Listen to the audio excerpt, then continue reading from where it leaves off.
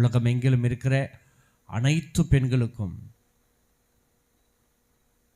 இந்த world revival media மூலமாக நல்வாழ்த்துக்களை தெரிவித்துக் கொள்கிறேன். உலக பெண்கள் தின நாளிலே தேவனுடைய வார்த்தையாக தலைப்பாக குணசாலியான பெண் பார்க்கலாமா? நீதிமொழிகள் 31ஆம் அதிகாரம் 10ஆம் வசனம் சொல்லுகிறது, குணசாலியான ஸ்திரியை கண்டுபிடிப்பவன் யார்? ஒரு குணசாலியான ஸ்திரீ, ஒரு தேவனுடைய பிள்ளைகள். உலகத்தில் அநேக பெண்கள் இருந்தும் ஏன் மரியாளை தேவன் தெரிந்து கொண்டார்? இயேசு இந்த உலகத்துக்கு வருகிறதுக்கு ஒரு பெண் தேவைப்பட்டாள். அப்ப அந்த பெண் குணசாலியான ஸ்திரீயாக, பரிசுத்த ஸ்திரீயாக, அமைதியுள்ள ஸ்திரீயாக இருக்க வேண்டும். கன்னி பெண். இன்னைக்கு அந்த கன்னி பருவத்தை அநேகர் இழந்து கொண்டிருக்கிறார்கள்.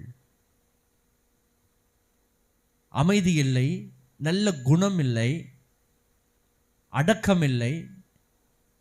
வேதம் சொல்லுகிறது பெண்கள் இவைகளாலே இந்த ஒரு நல்ல குணம் படைத்த பெண்களை கண்டுபிடிப்பவன் யார்? அவருடைய விலை முத்துக்களை பார்க்கிலும் உயர்ந்ததான். தன் கையினாலே உற்சாகத்தோடு வேலை செய்கிறாள். பெண் என்றாலுமே வேலை செய்கிறவள், உற்சாகமாக வேலை செய்கிறாள். இன்னைக்கு நிறைய பெண்கள் பாருங்க, வீட்டு வேலையும் செய்கிறாங்க, வெளியே வேலையும் செய்கிறாங்க. இல்லை, ரொம்ப ஒரு நல்ல ஸ்பெஷல் தான். ஒரு நல்ல சரீர பலவீன பாண்டம் என்பது சரீரத்தில் சொல்லப்படுதில்லை. ஒரு பெண்ணையே, ஒரு குழந்தையே பெற்றெடுக்கிற கிருபை, ஒரு பலத்தை கொடுத்துருக்குறாங்களே, ஆண்டவர் கொடுத்துருக்கிறார்ல அந்த சரீரத்தில். எவ்வளோ பெரிய விஷயம். ஆண்களால் முடியாது. ஏன் பலவீனமான பாத்திரம்னா, அவன் மனதளவில் பலவீனம். எதுக்கு எடுத்தாலும் சீக்கிரம் அழுதுருவாங்க, எதுக்கு எடுத்தாலும் இல்லை நம்பிடுவாங்க, எல்லாரையும் நம்பிடுவாங்க. அதனால தான் பெண்கள் இன்றைக்கி நிறைய ஏமாற்றப்படுகிற காரணம் நம்பிடுவாங்க. ஆண்களை நம்பி ஏமாந்து போயிடுவாங்க. நம்பிக்கை எல்லாருமே நம்பிக்கை, அதுதான் அந்த பலவீனம் தான், சரீர பலவீனம் அல்ல. அப்போது உற்சாகமாக வேலை பார்க்கிறாள்.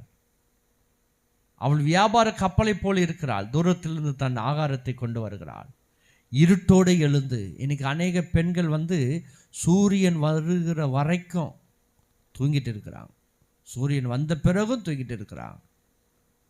இன்னைக்கு ஆண்கள் தான் டீ போட்டு கொடுக்குற அளவுக்கு இன்னைக்கு சமுதாயம் மாறிடுச்சு. இருட்டோடு எழுந்து, அதுதான் புத்தி உள்ள பெண்.